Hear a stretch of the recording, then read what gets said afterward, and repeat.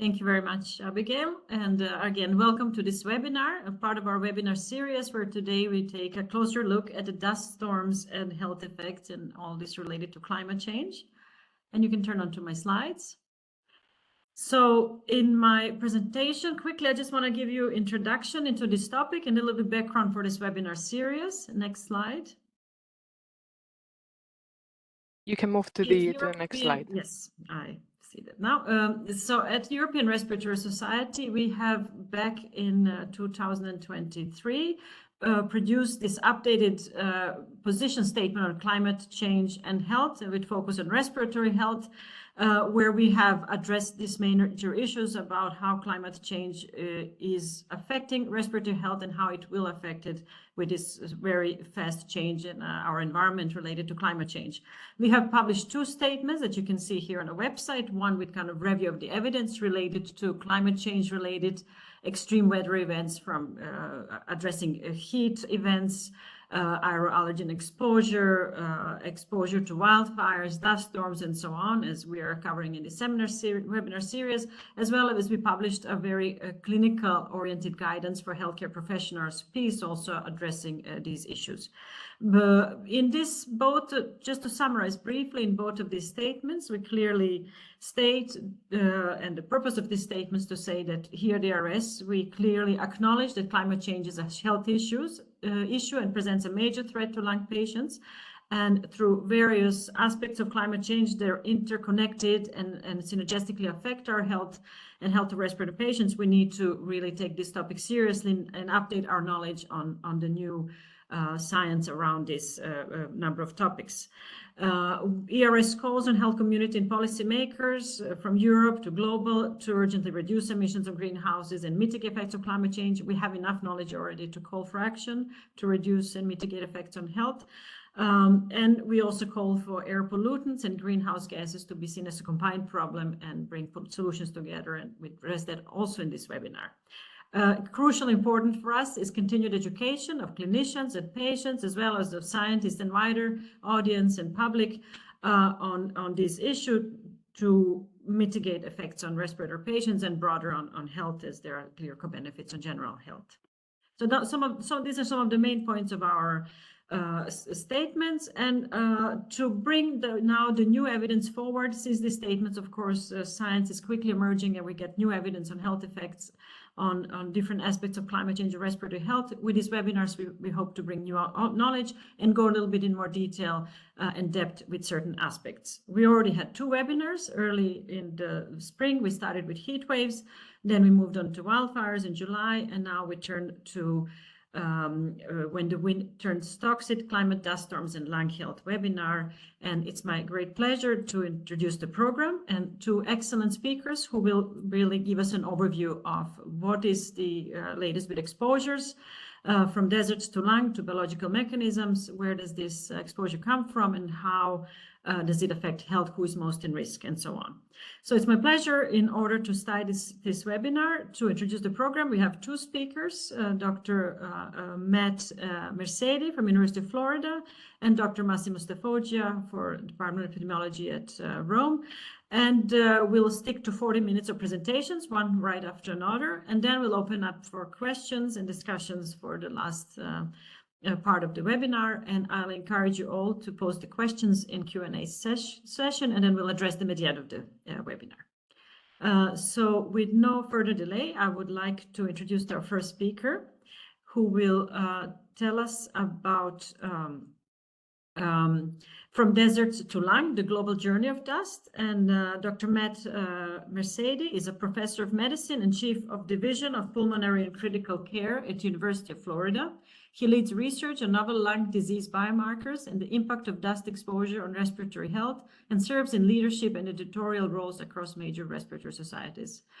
With this, Matt, the word is yours, and go ahead. I think you can move the slides, and it's all working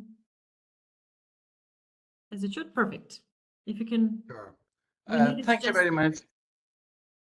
So presentation mode, I think that will be fixed in a minute. Sure, of course.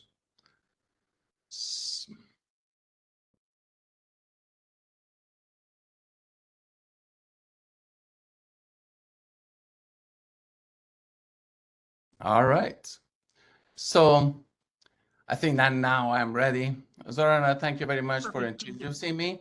The topic that I'm going to touch today, and we're going to a little bit talk about, is regarding the desert dust and how globally this journey going to end up to the human and what going to be effect of it. Before that, I don't have any conflict of interest with this talk, and all what for that I'm going to present today, all my personal views and are not my related to my formal statement of my affiliated institutes. Objective that we're going to talk today is map how desert dust travels globally and what going to be source to reaching to human. We're going to a little bit talk about a mechanism of action and how those dust can affect human lung and also cardiovascular and other organs. And then we're going to a little bit talk about how we need to tackle this problem and risk for health. First, starting with definition. What dust storms are and what dust we are talking about and we are concerned about. We are talking about fine particulate matters that originate from deserts and getting on air and then circulating with clouds and getting in different locations around the world. This is a real picture of dust storms that happened in Phoenix literally a few weeks ago, and amounts of dust and concentration that you can see around airport is huge and very scary.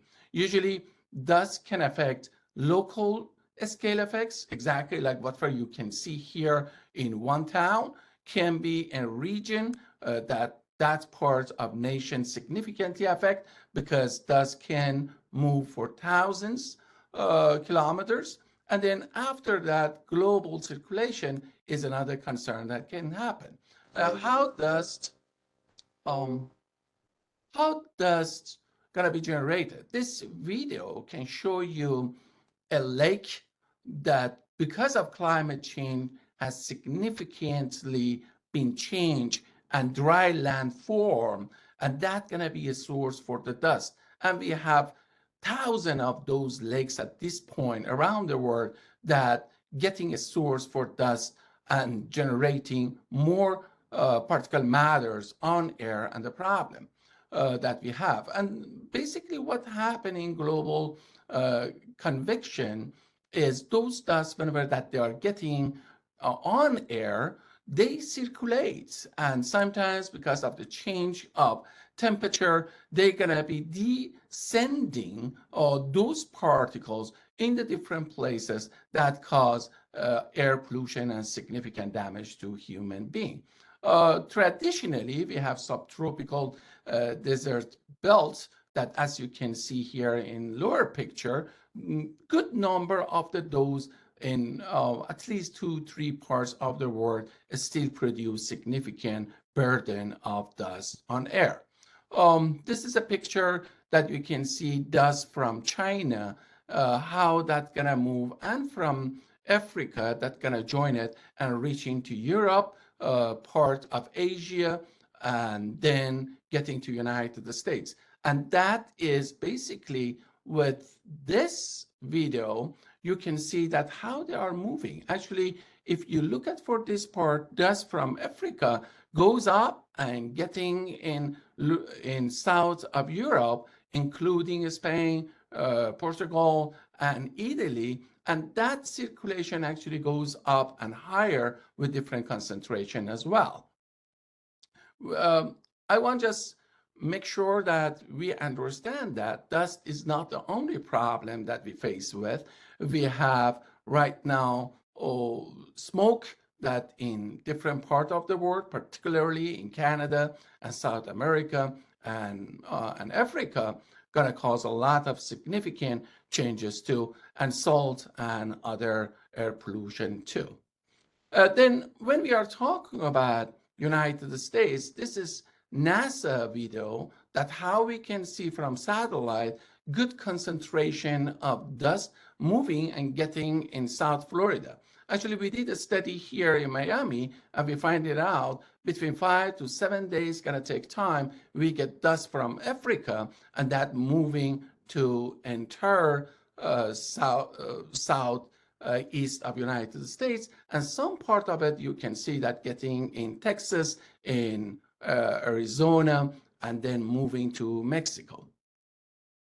And in this one, you can see the location that we have significant dust generating places. West Asia by itself is a good source of it. And China actually does have big chunk of production of dust. And then after that, you can see the bolt that going in Africa and some part in the United States, as you saw in Arizona, California. They are source for dust production as well. So when we put together, 50% of the dust in our climate comes from Africa, and then 20% from China and Central Asia, then 15% from Arabia and Australia, and almost 5% or less from North America and South America. Then this is another amazing and huge dust storms that moving from Africa and goes directly to the United States. And that is the issue we are dealing for such a long time. And lately we understand it better, how that affects a human being. When we are talking about dust storms, we are talking about very high concentration of particle matters. And usually that can start with almost 20 times higher than accepted or limited by WHO or FDA or CDC or different American organizations. And then other countries, they have a little bit maybe different, but when we are talking about storms, basically we are talking about at least 20 times higher. And when we have severe storm, we are talking about 300 times higher concentration of dust on air.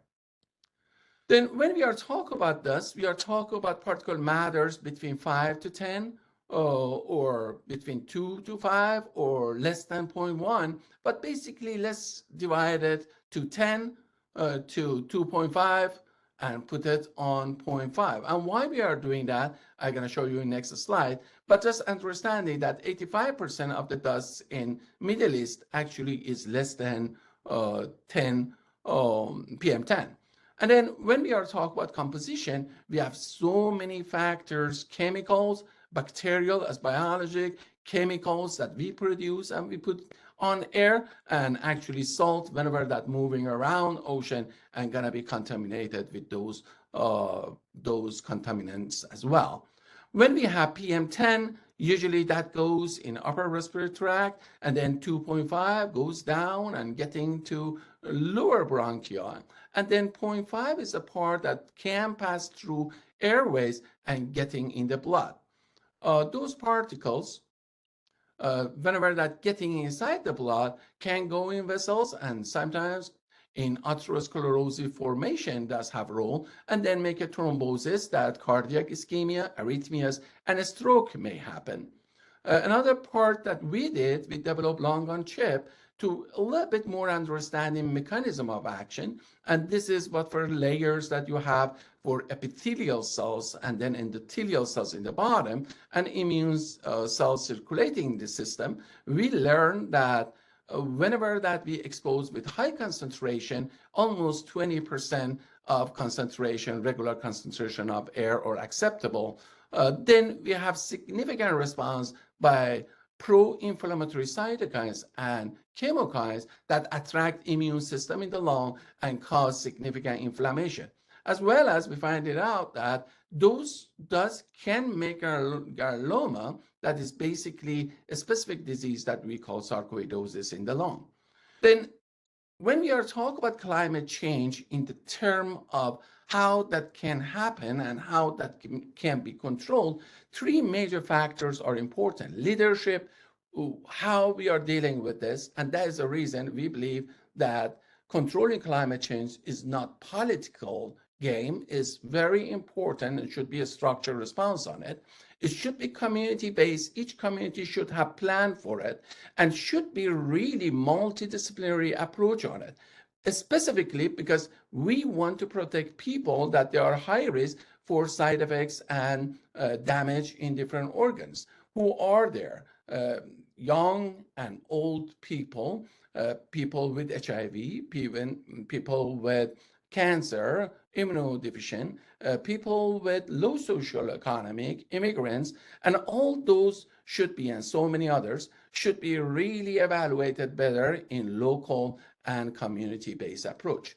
In the last slide, I want to show you the proposal that we proposed a while ago, that what we need to do internationally, what's going to be our response? We need to have dust-induced disease network internationally and find it out what are and define it as dust-sensitive diseases.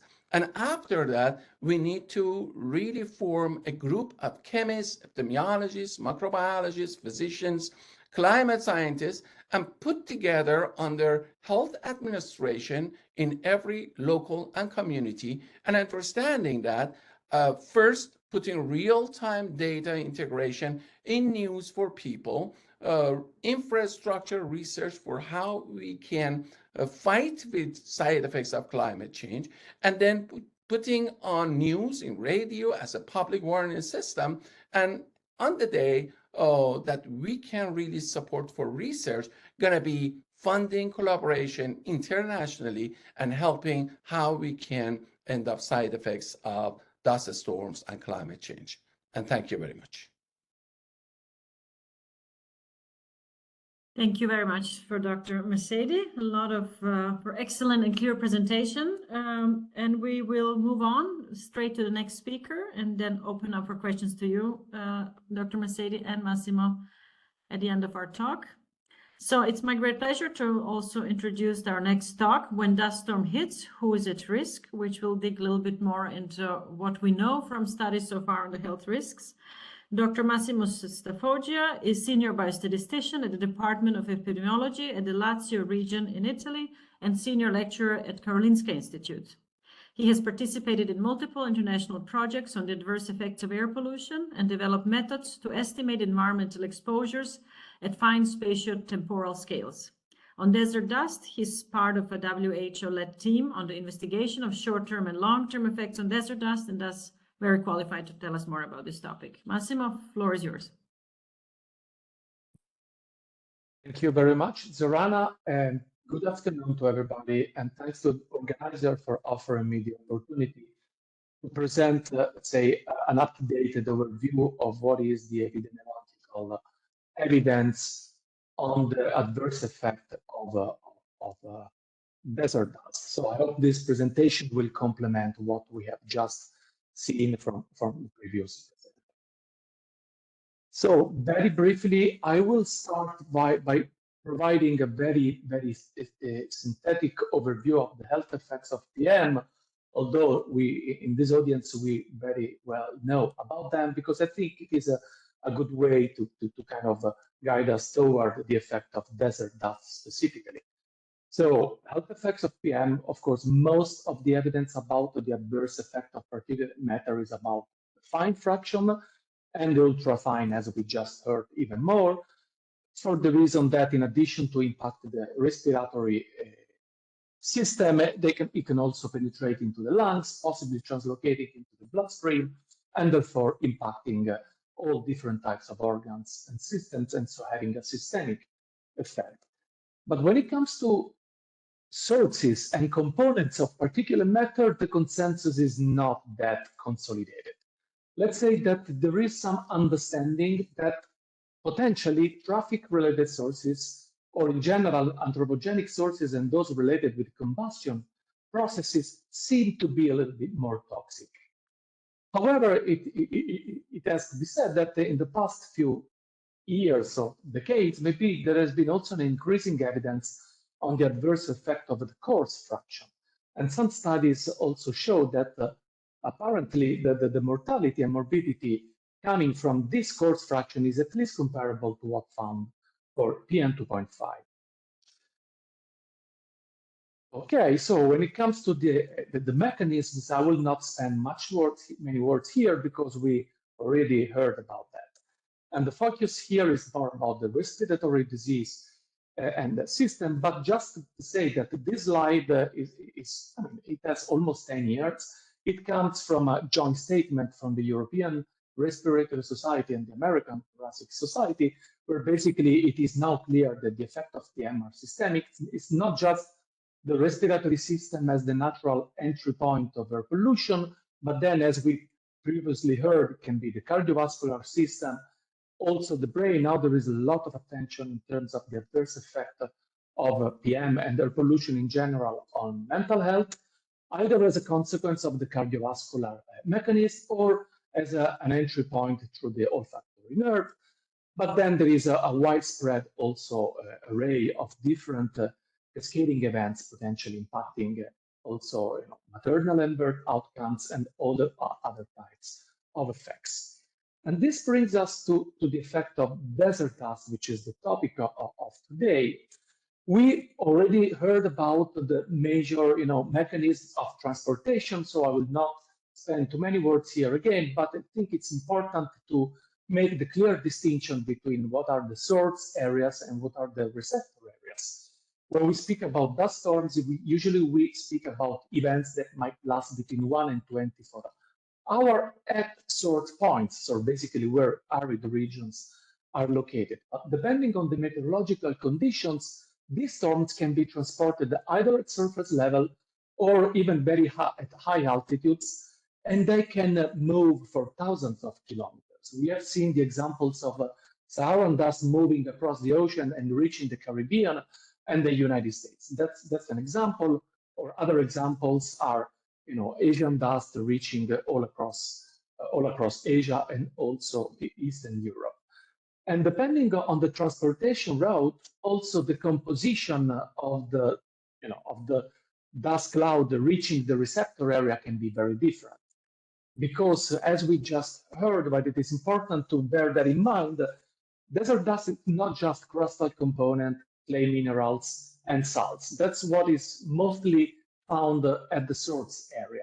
But then there are biogenic components such as bacteria, fungi, and viruses that can get attached to the dust particles themselves. But in addition to that, there are the anthropogenic toxic components that dust collects along the way. And so depending on the route, the composition and the toxicity of these dust clouds can be very, very different.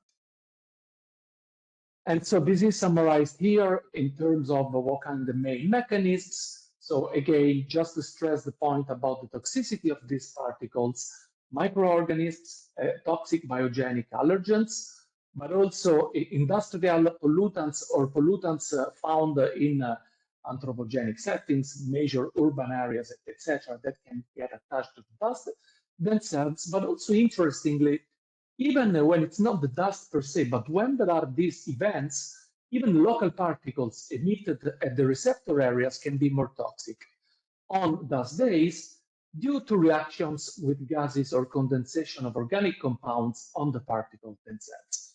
And finally, to make it even more complex, dust episodes are usually associated with peculiar atmospheric conditions, most often characterized with a lowering of the mixing layer height, which basically create conditions for a buildup of local pollution. So even when it is not the dust per se, but it's the local pollution that can increase in concentrations and become even more toxic. So as you can understand, just to give you a picture of the complexity of the topic. This is why in the recent years, there have been several efforts to try to systematize and collect all the available evidence regarding the adverse effect of desert dust. And these are, I will now provide a very synthetic summary of 4 major systematic reviews and scoping reviews that were done on behalf of the World Health Organization. One of them providing an updated evidence of the toxicological basis, and 3 studies based on the epidemiological evidence. So for the first one, the investigators were basically able to collect information from 52 experimental studies on desert dust and cardiorespiratory health. So the focus was on cardiorespiratory health, and interestingly enough, already in the research query, some specific mechanisms of action were elicited: oxidative stress and inflammation. Interestingly, among these 52 studies, there were some focusing on virgin sand dust particles from source areas, so with no contamination from components collected along the way, but there were also studies focusing on dust storm particles found at receptor areas. And among the 52 studies, there were both animal and in vitro experiments. Give a very, very brief summary of the main findings from this paper, which was published now 4 years ago. Basically, what the authors concluded in terms of collective evidence from these 52 studies, they found a positive dose-response relationship between dust exposure and inflammatory lung injury. Also, they found a more severe inflammatory lung injury with higher amounts of toxic materials, specifically sulfates, adhered onto the dust particles. So the components that the dust collected along the transportation route toward the receptor areas. But at the same time, they also found evidence of higher doses of the mineralogic components of dust particles, which seem to cause a degeneration of the structure of the air-blood barrier. So it's both parts, the mineralogic component, crustal components mostly, and the toxic components collected over the transport route. And finally, they didn't find a strong evidence in terms of the oxidative stress as the main mechanism, because in the few studies which try to compare the oxidative potential of dust particles as opposed to traffic or combustion particles, DOP was much higher in the particles generated by traffic or other anthropogenic sources.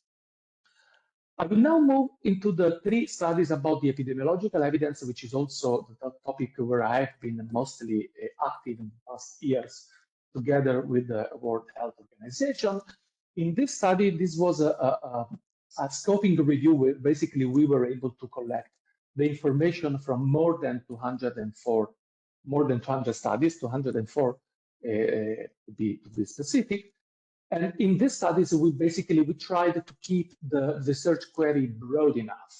So we wanted to investigate both evidence of acute effects, short-term, and evidence of long-term effects. We tried to keep it broad in terms of what is the system or apparatus which was mostly impacted, etc. But despite that, as you can see from the summary slide, almost, most of the evidence, I would say around 75% of the studies, was about acute effects. So basically, the topic of these studies was investigating whether on days when there is a dust episode, there is an increase, a concurrent increase in mortality, hospitalizations, emergency room visits, symptoms, etc. Most of the evidence was about the respiratory diseases, 32% of the studies on cardiovascular diseases, and there were also around 20% of the studies which investigated globally all-cause mortality. And out of these 204 studies, 85% of them found some evidence of adverse effects. So there is some evidence, but as I will show now in this slide, there is also a room for improvement in the studies, and there are still gaps that needs to be filled. Most importantly, on the exposure side, as you can see from the top part of the slide, we found a large heterogeneity in how desert dust is identified or quantified. In particular, in some studies applied different approaches. In some cases, many studies used very naive, simplistic approaches based on PM predefined thresholds. So if I find a concentration exceeding some threshold, I say it is coming from desert sources. Very simple. In other cases, combination of other tools such as satellite images, some index based on airport visibility, source apportionment, etc. And as a consequence of that, what is used in epidemiological study is a mixture of approaches, which makes it very difficult to kind of arrive at some kind of final conclusions. Because in most of the studies, this is a key aspect that I will stress also later, you can see 126 studies out of the 200, basically what the authors did was to classify days in terms of presence, absence. So having a very simple and crude 0-1 variable characterizing days with versus without dust advections. Only a few studies were able to characterize dust as an effect modifier. So in these studies, the focus was on the effect of particulate matter on whatever outcome, and then investigators tried to understand whether such association was different on days with versus days without dust intrusions. While only few studies were able to characterize continuous measures of PM from desert sources, which is the ideal situation to estimate exposure response functions. I will not move to the next study where basically we focused only on short-term effects. This is more recent, published this year. We collected evidence from 71 studies for which we assessed a risk of bias and we provided a certainty of evidence statement. Again, we found significant associations of dust days, yes, no, with all-cause mortality, cardiovascular mortality, cardiovascular and respiratory admissions. But again, we found too few studies using quantitative measures, which precluded providing the possibility of having a meta-analytical estimate of a continuous exposure response. Actually, when it comes to a risk of bias, you can see the right side plot. In general, the situation was pretty good, a lot of green in that plot, but there were situations, especially when it comes to exposure assessment, where the risk of bias was moderate, if not high. And I will conclude with a very recent effort we made to try to characterize the relationship between desert dust and infectious diseases, which is an emerging topic, but extremely relevant from the WHO perspective. In this case, we collected the evidence from 37 studies, all of them on short-term effects. Mostly you can see studies impacted by either Saharan dust or Asian dust. Interestingly, both source areas and receptor areas were included in the studies, and the large majority was about the respiratory infectious diseases, such as pneumonia, such as other infections, COVID-19. A few of them, actually, it was 7 studies focused on meningitis, 3 of them on conjunctivitis, and a few of them on gastrointestinal systems. And we found some evidence of adverse effect in 75% of these studies. So to conclude, basically, we found a consistent evidence of short-term health effects of desert dust, especially on respiratory and cardiovascular outcomes. But I would like to stress again this point, significant heterogeneity in exposure assessment and in the way statistical analyses were conducted, which precluded sometimes combining evidence from multiple studies. This is why we really think that there is an urgent need for a standardized research protocol in order to assign exposure to all locations included in the study in the same way and to conduct the epidemiological analysis in the same way. Next, it is extremely important to provide new evidence from source areas, emission areas, especially in Africa and in the Middle East. This is why we recently published this commentary saying that it is really important to support these areas with expertise, with resources in order to conduct new studies which can shed new light on this important topic in such areas. And finally, as you might have understood from my presentation, almost all the evidence is about acute effects of desert dust. There is very little about the chronic effects of desert dust. So what happens when people is chronically exposed to this phenomenon? And so we think it is extremely important to provide new evidence on this topic. And with that, I conclude. Thank you very much. Thank you very much, Massimo, for also excellent and very clear presentation and right on time. So thank you to both presenters. I invite you both to open your cameras and make yourself available for Q&A session. And I invite everybody again to pose any questions you may have in our Q&A section. And I will open up with a few questions just to warm up for our discussions.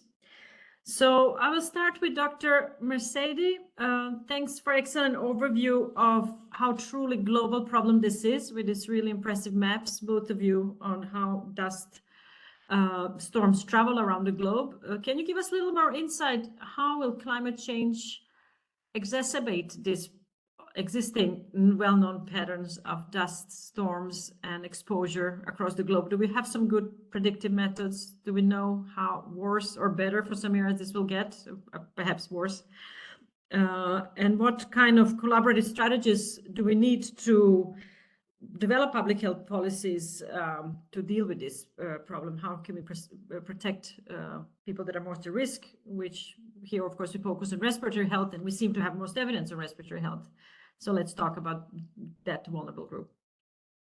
Yeah, Zorana, I appreciate for great questions. The first question is, I guess, very important to understand the concentration of CO2, what we are doing in planet, and what happened after Paris Agreement.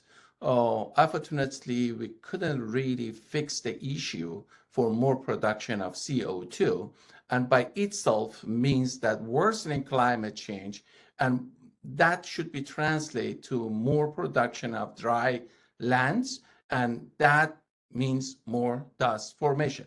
So projection for future, unfortunately, is not really favorable for our health. As human beings, we should expect that number of dust exposures and dust storms around the world would increase. And by saying that, COPD patient with asthma, with ILD, with chronic changes in the lung in different aspects, probably they suffer more of dust storms and inflammations. In one study that we done, we find it out that patient with chronic lung disease, after each dust storms end up to more exacerbations and admitted in the hospital. So that, I think, is alarming, and we should back to the first question, how we can control CO2 production and how we can get all countries agreeable with measures to control climate change. Regarding the second question, what we can do, I believe that issue with governments and administration is one topic, and taking responsibility by people is another topic that we can explore that one. People with high-risk conditions, they should be aware. They should know it, that whenever that we have high concentration of dust, they need to take care of it. They cannot really go out as much as they want it. They, as much as possible, should be prevention, and that prevention means a lot for all of us. They cannot be outside. They should stay home as much as possible for those days, maybe 24 hours, maybe just 2 days, even maybe shorter of it. But that is something all we should learn. And as policymakers, physicians, epidemiologists, and healthcare workers, we need to spread words. We need to just educate people that dust is so dangerous than any other type of air pollutions. All right, great. Thank you, Matt. We have a question from our listeners who come into a topic that I wanted to also bring up. Kind of, this is coming along increased dust exposure with increased exposure to other climate change related factors such as heat and ozone and so on. So the specific questions goes, during climate crisis periods, we increasingly observe clustering of dust, heat, and ozone events. Have we been able to define a combined action threshold that can be applied in clinical and public health practice for such multi-exposure situation? Either one of you can address this. Malissimo, if you want to go ahead, otherwise I can take this question. I mean, I can start an answer, and then of course you can complement. It is a great point, of course. It's a very good point. So we were used to think in terms of silos, in terms of separate systems, having a heat watch warning system on one side, having forecasting systems on air pollution, desert dust. Now we are starting moving in the direction where we understand that these phenomena are linked. And so having a joint effort and having systems which tries basically to alert the population where combined events occur is probably the way. It's not easy, but we are starting thinking in that direction, having joint alarm systems for example, heat waves and air pollution. I'm not aware of situations where that has been already implemented, but I totally agree that that is the way that is the way forward. And yeah, I think there is another question related to that, but maybe we'll get to that point later. I will let the floor to Mirsaeidi to integrate my answer. Yeah, I think that you answered this question very well. I want to just touch the first question. There's overlap with the same question, but the answer for this beautiful question that's been asked is, unfortunately, we don't have any guidelines at this point. We look into dust, we understand ozone, we understand other air pollutions, but we don't have any metrics to put all risks together and saying that that's going to be concentration of each one and what's going to be additive effect for those pollutions. I think this is that we need to focus. I like the idea. I think that so many work should be done to answer this beautiful question. Great, thank you.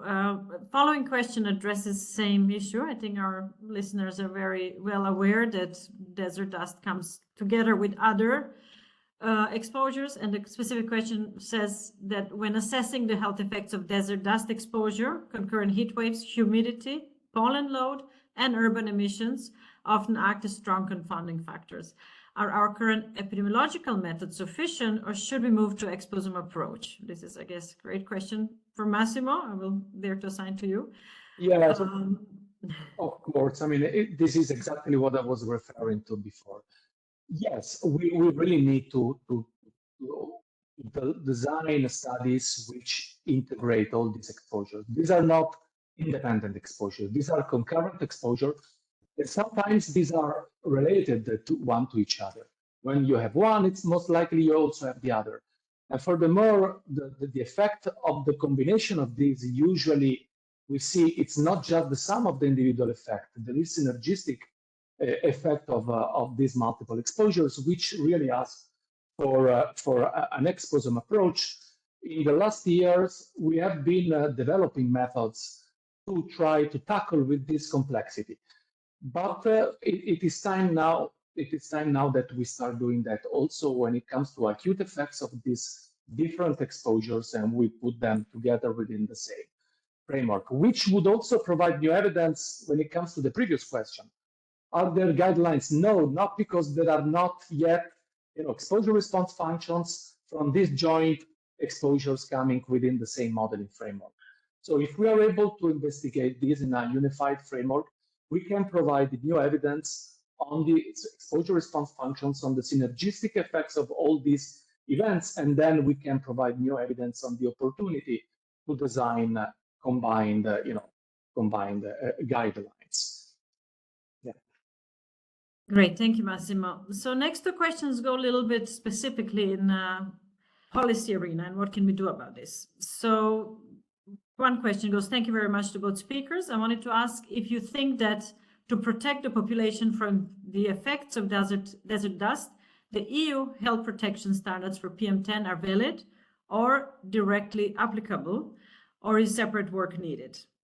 I think related to the question, we can also read the question above that says that often Mediterranean governments claim for an allowance of natural dust component from the dust concentration in order to meet the PM guidelines. How to counteract this position? I know, Massimo, you worked in Mediterranean region, especially. You lived there and have some EPI studies. Maybe you want to start, and then Matt, you can take us to Florida and other regional. Yes, for the first part of the question, do you think the PM standards are enough, etc.? I think so. I think that there have been a big effort in reducing these the standards, and definitely WHO guidelines go exactly in the correct direction.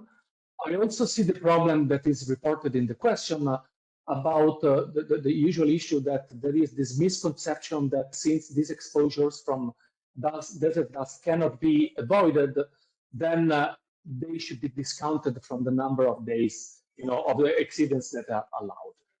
Of course, this is a misconception, and the purpose of providing all this evidence about the adverse effect of desert dust is exactly to say that those are not harmless. Those exposures are at least comparable to exposure to PM coming from anthropogenic sources, and the fact that we cannot, stop the dust cloud from coming doesn't prevent us from taking, adaptation measures, as was discussed before. Alerting population to stay indoor and to, put in place all those kind of adaptation measures that need to protect public health. So I think that is a topic of concern, but the evidence we are providing in epidemiology and in toxicology is going in the direction to prove that PM from desert dust is not harmless, and therefore we should take that into consideration.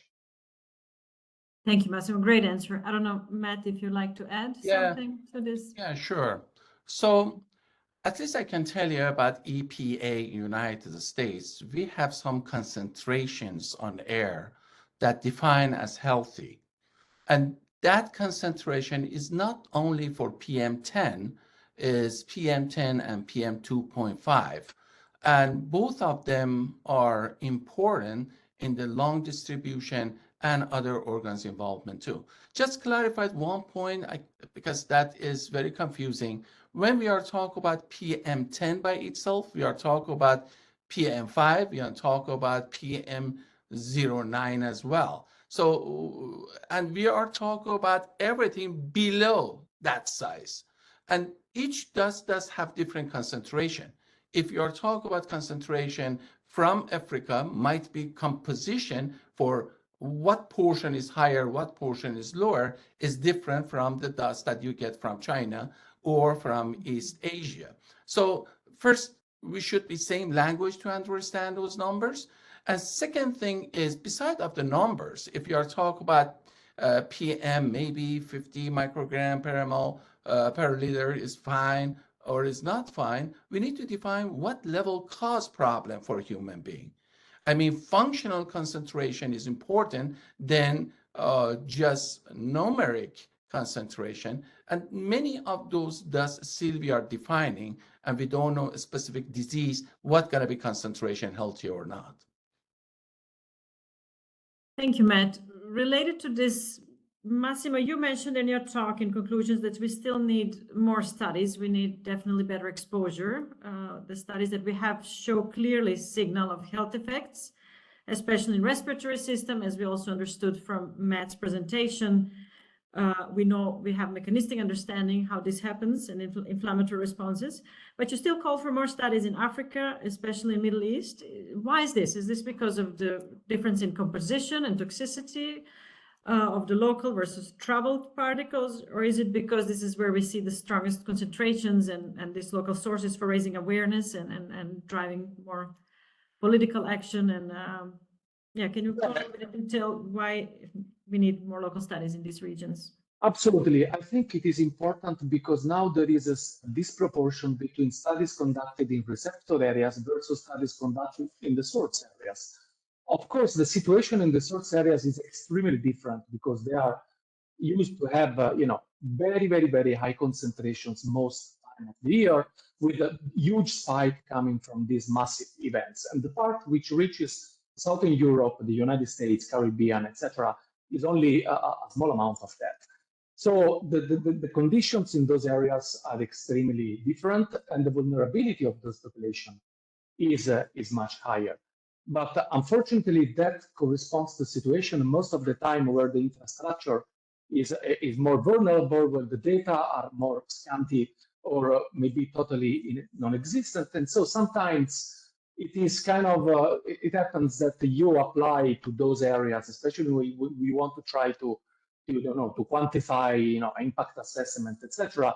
You tend to, to translate in those areas exposure response functions coming from entirely different situations. And this is what we saw with colleagues from WHO and other institutions. We went there.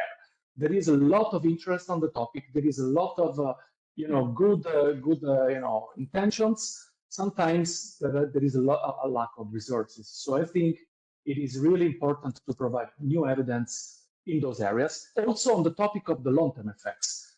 In receptor areas, we are exposed to episodic events a few times a year, maybe even more often with passing of time due to climate change. In those areas, they are constantly exposed to such chronic, and high levels of concentrations. So it would be great if we could also investigate long-term effects. Yeah. Great, thanks, Massimo. So some questions on solutions. If both in monitoring currently, how good are current air quality monitoring systems to capture dust events and their consequences? What are the data methodological gaps should be addressed to better assess this? And how can we integrate better dust events into existing EU, WHO air quality frameworks? I guess also EPA, since have you met? Do we understand enough about dust exposures to also generate some protective measures on the information? So the answer gonna be no. We don't know that much about dust exposure and health effect. We know some, we have some data, but the big question is, we know everything about dust exposures? The answer gonna be no. What we know at this point is high concentration means that almost 20 times the acceptable level of dust PM10 and PM2.5 can cause significant inflammation. That part, we know it. But that composition, as we discussed, chemically or pathogen-wise, and combination of other pollution on it, may change the game. And we don't know about that part. All experiments that we have done, at least in my lab, we have standard dust to do it. But in real life, we don't have anything standard. There is no standard. Everything comes with so many other components and pollution on top of it. So we should learn in local, we should understand it in different states, at least in the United States, in Europe, every single country, because composition might be different for you. Chemical might be the same or a little bit change, but in the same time, you have many other pollution and toxins can join up it, and bacteria that should be investigated locally. Great. I don't know, Massimo, did you want to add something, or should we go to a final question? I agree. I think that covers the whole part. Great.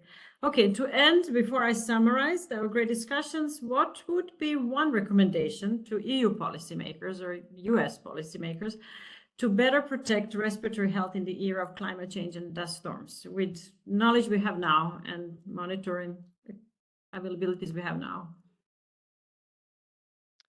So I can start, at least for United States, and hopefully gonna apply for Europe too. One, education, spread words and information. People should understand that dust exposure is not safe at all. We should bring this message to policymakers that we are concerned. We are concerned about health of people, and we are concerned that that exposure will be significantly increased in coming years. Maybe in 2050, we're gonna have significant exposure dust every single country around the world. So that is first thing I believe that we should do. Second part, we need to put more emphasis on research. We should learn many things regarding dust and exposures. Many diseases, we didn't touch it. Now we believe that there is association between dust storms and lung cancers. So why we should not do more study on it? And many other aspects of human health should be investigated too. Third thing that is important is we need to get all countries around table and bring up that inducing CO2 on air by itself worsening dust storms around the world. We need action. We just need people understand it and put a lot pressure on governments that we need those changes. This is another thing that we need. And the last item, quickly, if I can finish, is as scientists, as physicians, all we need get this point that we need to work together around the world, in Asia, Europe, and other countries too. Thank you, Matt. Massimo, did you want to make? Oh, this is an excellent question and answer. So basically, education, research, policy. I also would like to emphasize we really need to join efforts across disciplines, because sometimes we speak different language when it comes to exposure, toxicological evidence, epidemiological evidence, while I see that when you put people with different skills and expertise around the same table with the same task, usually there is this complementarity which really moves the topic forward. So I think this is a topic where we really need to sit down together and provide compelling evidence that should be used at that point from policymakers and stakeholders at different levels. Yeah. Excellent. Thank you very much, both, for excellent presentations and excellent discussion on these important issues. I would just like to wrap up with a few repetition of your already excellent closing remarks.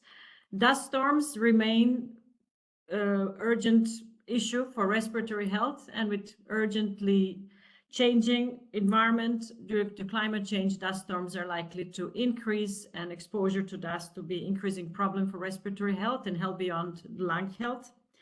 We know enough to call for urgent action in line with other climate-related exposure and respiratory health. We've heard a few times that mitigation and slowing of the climate change by slowing down of greenhouse emission is a key issue, but we also need to adapt. And by that, we need to continue education of the clinicians, patients, and general public on issues around dust exposure and health, to provide better possibilities for respiratory patients and clinicians to protect their patients, to prepare for the dust storm episodes, to stay inside, to develop efficient warning systems to protect those that are most vulnerable at these events.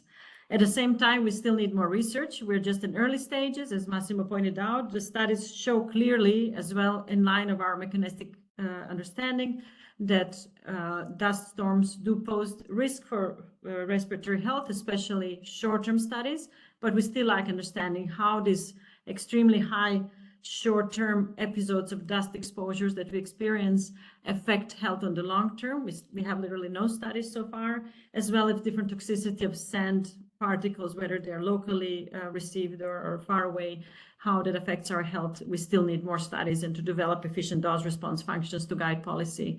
So more research, but still enough knowledge to drive the policy, and especially to provide more information. With this, I would like to thank everybody that joined in today, posed the questions, and listened to learn more about these topics. The entire webinar will be available for you to re-listen and learn more. And please stay tuned and join us for following sessions. We'll organize more webinars on the topics of climate change and respiratory health. And with this, I would like to close the session. Thanks again to everybody who's listening and to our speakers. Bye.